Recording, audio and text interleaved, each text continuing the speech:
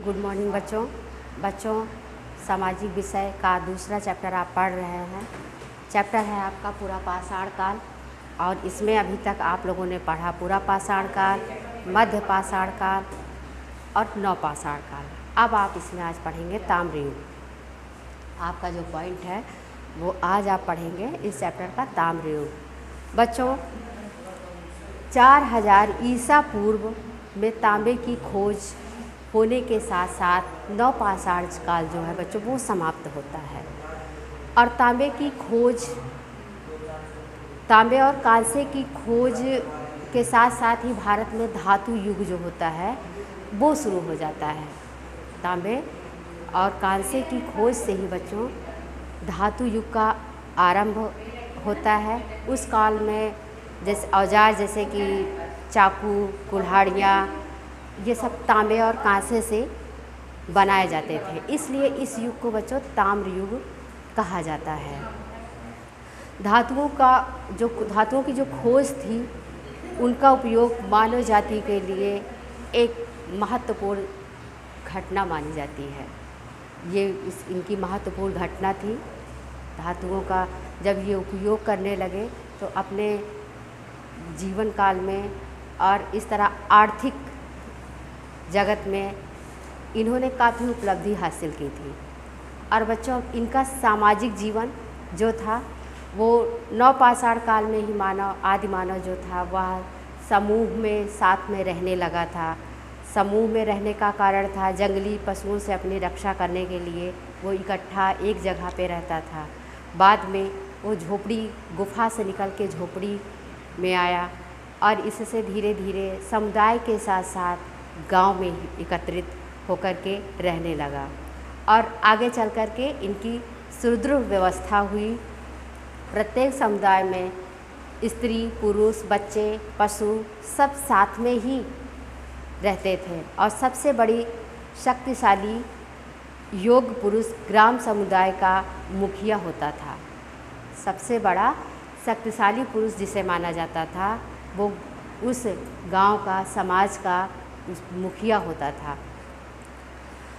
बच्चों यह संपूर्ण समुदाय जो है वह नियम और कानून से बनता था और धीरे धीरे संयुक्त होने लगे थे।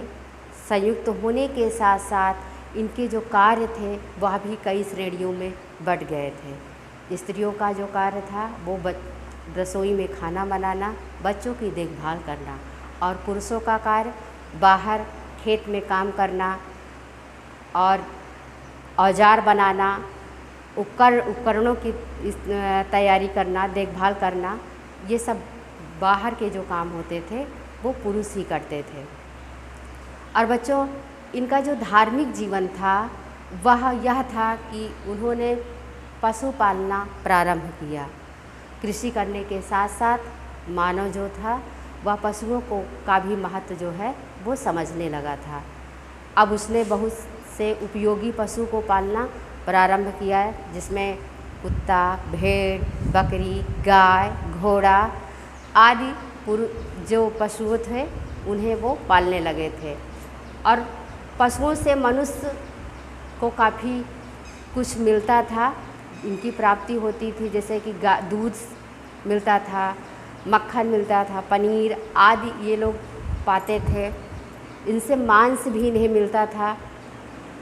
बैलों का प्रयोग खेतों में काम करने के लिए, बच्चों खेतों में काम करने के लिए। और सबसे जो पहला पालतू पशु था वो कुत्ता था। मनुष्य आदि मानव जो था जिसने सबसे पहले पालतू पशु को जिसने पाला वो कुत्ता था।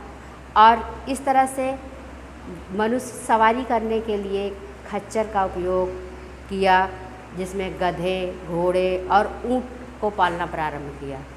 ऊँटों से वो सवारी करते थे, गधों से भी सामान को ढोने के लिए उनका उपयोग करते थे, घोड़ों से सवारी करते थे, व्यापार करते थे, माल एक जगह से दूसरे जगह तक पहुंचाते थे। तो इस तरह से बच्चों ये उनका धार्मिक जीवन था। और इसी तरह से ताम्र युग जो होता है वो समाप्त होता है।